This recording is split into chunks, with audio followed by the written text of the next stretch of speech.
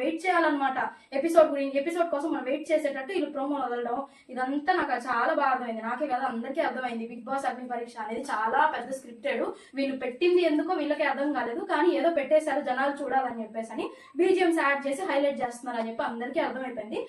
Hello అందరికి, ముందైతే like, share and subscribe చేసేసుకోండి. ఏ మాత్రం ఆలస్యం చేయకుండా ఇంకా మనం వీడియోలోకి అయితే వెళ్ళిపోదాం. ఇవాళ మన టాపిక్ వచ్చేసి ఎపిసోడ్ 7 ఆఫ్ అగ్ని పరీక్ష. ఓకేనా? దానికంటే ముందు చిన్న బ్రేక్ ఇస్తున్నాను. ఆ బ్రేక్ లో మనం ఏం మాట్లాడుకుందామంటే, నేను మాట్లాడాలి మీతో. ఎందుకనంటే అభిజిత్ గురించి నాకు ఒక డౌట్ అయితే వచ్చింది. ఆ డౌట్ ని 7th ఎపిసోడ్ చూడక ముందు దాకా అది డౌట్ లాగే ఉంది. నేను ఇది వీడియోలో మాట్లాడదామని అనుకున్నాను, కానీ ఎపిసోడ్ 7 చూసాక ఈ రోజు జరిగింది. నేను మాట్లాడాలా వద్దా వీడియోలో ఇది, కానీ నాకు అనిపించింది నేను మీతో షేర్ చేసుకోవాలని చెప్పేసి నేను ఇది మాట్లాడుతున్నాను. అది ఏంటి, ఎలాగా, ఏంటి, నాకు ఎందుకు అలా అనిపించింది అది ఉన్న వివరంగా నేను మీతో చెప్తాను. ముందుగా నాకు వచ్చిన డౌట్ ఏంటంటే, అసలు అభిజిత్ ఎందుకు తీసుకొచ్చారు జడ్జిగా? ఒక మాట మీరు ఒకసారి ఆలోచించారా? ఎందుకనంటే అతను బిగ్ బాస్ ప్రపంచానికి దూరంగా ఉన్నాడు, ఇక్కడ ఎవరితో ఎక్కడ ఏం టచ్ లేదు, అది ఇది అని చెప్పేసి జడ్జిగా తీసుకొచ్చాడు. సెలక్షన్ కి తగిన మనిషి జడ్జిగా అని చెప్పేసి తీసుకొచ్చారు. ఓకే, బానే ఉంది. నవదీప్, బిందు మాధవి బాగా ఎంటర్టైన్మెంట్ ఇస్తున్నారు. శ్రీముఖి గురించి పక్కన పెట్టండి, యాంకర్ ఖచ్చితంగా వాగుతూనే ఉండాలి. బట్ నవదీప్ అండ్ మాధవి బాగా ఎంటర్టైన్మెంట్ మనకి ఇస్తున్నారు. బట్ అభిజిత్ మాత్రం సైలెంట్ గా, ఓకే మనకు తెలుసు అభిజిత్ చాలా సైలెంట్ అండ్ డిగ్నిటీగా ఉంటాడు, బట్ ఏంటంటే పీస్ గా ఉంటాడు. కానీ నాకు అనిపించింది ఏంటంటే, జడ్జ్ అన్న తర్వాత జస్ట్ అతని జడ్జిమెంట్ చెప్పేసి వెళ్ళిపోవడం కాకుండా కొంచెం నవదీప్ లాగా ఎంటర్టైన్మెంట్ చేయడము, అలా కూడా కొద్దిగా మాట కలుపుతూ ఉంటే బాగుంటది, కొంచెం ఇంక బాగా ఇంట్రెస్ట్ వస్తుంది అని అయితే నాకు అనిపించింది. కానీ ఇక్కడ ఏంటంటే అతను సైలెంట్ గా ఉండడం అలా నాకు అంతేం నచ్చలేదు. నేను చూసిన ఎపిసోడ్ 6 ఎపిసోడ్స్ లో నాకు అభిజిత్ గురించి ఒక చిన్న అలా అనిపించింది. కానీ అదంతా ఈ రోజు 7 చూశాక నాకు అనిపించింది ఏంటంటే, ఇదేంటిది, నేను ఇప్పుడు దాకా వీడియోలో కదా మాట్లాడాలనుకున్నాను కదా ఇట్లా అభిజిత్ గురించి, కానీ ఈ రోజు చూస్తే ఎపిసోడ్ అంతా ఎక్కువ అభిజితే మాట్లాడుతున్నాడు, ఇంకేం మాట్లాడతాను నేను వీడియోలో అని అనుకున్నా. కానీ నాకు ఇది మీతో షేర్ చేసుకోవాలనిపించి నేను చెప్పాను. ఇలాగే ఇవాళ అభిజిత్ ఎలా ఉన్నాడో అలాగే అగ్ని పరీక్ష అయ్యేంత వరకు ఎవ్రీడే ఇలాగే బాగా వాగుతూ మాట్లాడుతూ ఉంటాడని చెప్పేసి నేనైతే అనుకుంటున్నాను, అలాగే ఆశిస్తున్నాను కూడా. ఓకే, ఇక్కడతో నేను మీతో మాట్లాడాలనుకున్నది అయితే పూర్తయింది. ఇప్పుడు మనం ఎపిసోడ్ లోకి వెళ్ళిపోదాం. ఫస్ట్ వచ్చేసి ఇవాళ టాస్క్లు పెట్టారు కదా, ఆ టాస్క్లు వచ్చేసి సెన్స్ లేని టాస్క్లు అని నాకు అనిపించింది. అదే సెన్స్ లేని టాస్కుల్లో ఫస్ట్ పెట్టిన టాస్క్ సెన్స్ ఆఫ్ టైం అంట. అసలు ఈ సెన్స్ ఆఫ్ టైం ఏంట్రా బాబు అని ముందు మనం అందరం అనుకున్నాం. ఎందుకనంటే దీనికంటూ ఒక కాన్సెప్ట్ లేదు, ఒక మెయిన్ పర్పసే లేదు. అలా కానీ వాళ్ళు ఏంటంటే అక్కడ చెప్పింది ఏంటంటే, బిగ్ బాస్ హౌస్ లో మనకు తెలియదు ఏంటి, టైం కదా, దాన్ని బేస్ చేసుకొని మేము పెట్టిన టాస్క్ ఇది అని చెప్పారు. అక్కడతో ఓహో అదా అంటే వాళ్ళు చెప్పేదా మనకు అర్థం కాలేదు చూడండి, అది అక్కడ హైలైట్. సరే ఓకే చెప్పారు, అర్థమైంది, అక్కడతో వదిలేసేయండి. ఇంకా డబ్బాలు తీసుకొచ్చి ఆ డబ్బాల్లోకి ఇలా కూర్చోబెట్టేసి 2 minutes లెక్కేయండి. ఫస్ట్ లేసిన వాళ్ళు అవుట్, లాస్ట్ లేసిన వాళ్ళు అవుట్, 9th లేసిన వాళ్ళు మాత్రం లీడరు ప్రియాకి ఆపోజిట్ గా, అలా మేము 2 టీమ్స్ గా డివైడ్ చేసి నెక్స్ట్ ఇంకో టాస్క్ పెడతాము అని చెప్పేసి ఈ డబ్బాల టాస్క్ ని మాత్రం మినీ అగ్ని పరీక్ష అని ఒక పేరు పెట్టారు. సెన్సేల్ అండ్ టాస్క్ కి అంత పెద్ద పేరు పెట్టడం ఇంకా చాలా బాగుంది. అంటే పిచ్చి జనాలకి అలా అనిపిస్తుంది నాకు తెలిసి. ఇప్పుడు బిగ్ బాస్ అంటే పిచ్చి ఉన్న వాళ్ళకి వాళ్ళు ఏం చేసినా బాగుంటది, కానీ దాన్ని ధ్యాసగా ఇష్టంగా చూసే వాళ్ళకి మాత్రం ఇంకోసారి చూడడానికి ఇంట్రెస్టే రాదు. అది ఇక్కడ జరిగేది. దాన్ని నేను మీకు ఎక్స్ప్లెయిన్ చేయాలని చెప్పి నేను ట్రై చేస్తున్నాను. అర్థమైందని నేను అనుకుంటున్నా. ఇక్కడ ఈ టాస్క్ అందరు చూసారు కదా మీరు, ఈ టాస్క్ లో ఫౌల్స్ జరిగాయి, అంతా బాగానే ఉన్నింది. బట్ ఏంటంటే కొంచెం డల్ అని నాకు అనిపించింది. టాస్క్ అంతేమీ లేదు, కానీ ఈ టాస్క్ కి హైప్ వచ్చింది. ఈ ఒక్క టాస్కే కాదు, అసలు ఇవాళ ఎపిసోడే అంత సీన్ లేదు, అంతేం సీన్ లేదు. కానీ హైప్ ఇచ్చింది ఏంటంటే, మన కింగ్డమ్ అండ్ కూలీ 2 మూవీస్ లో బీజిఎంఏ అగ్ని పరీక్షని బతికిస్తుంది అని నా ఫీలింగ్.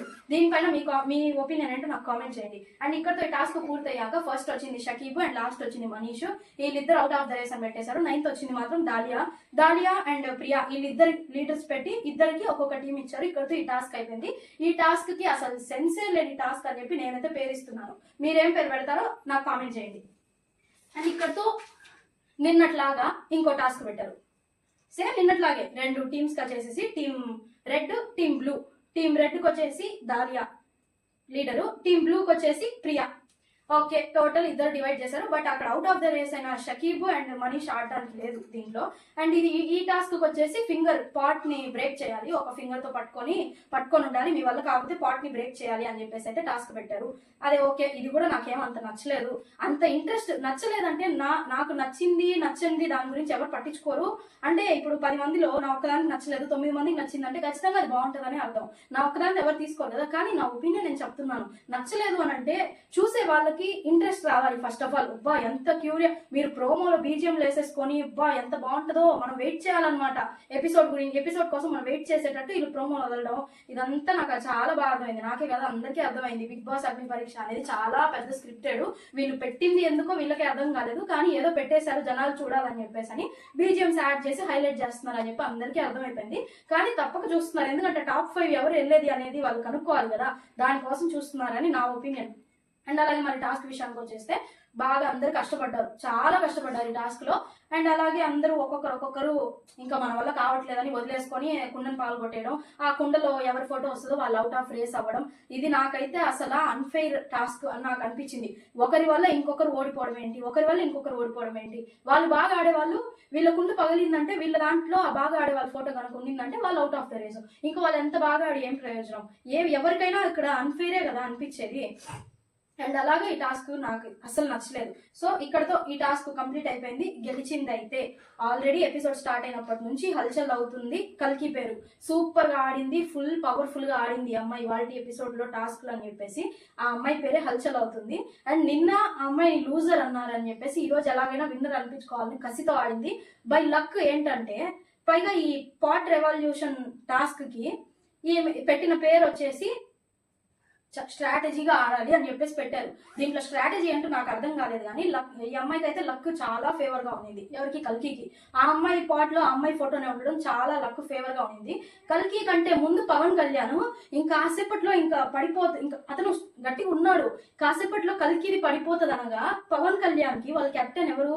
ప్రియా, వదిలే అంటే ఆ అమ్మాయి ఏమనుకునిందంటే పవన్ కళ్యాణ్ పాట్ లో కల్కి ఫోటో ఉంటదేమో, పగిలిపోతే కల్కి వాళ్ళ టీం రెడ్ ఓడిపోద్ది, మనం గెలిచేస్తామని చెప్పేసి అదొక ఏదో స్ట్రాటజీ ప్లే చేసి పాపం గెలిచి అతన్ని ఓడగొట్టేసింది అని నా ఫీలింగ్.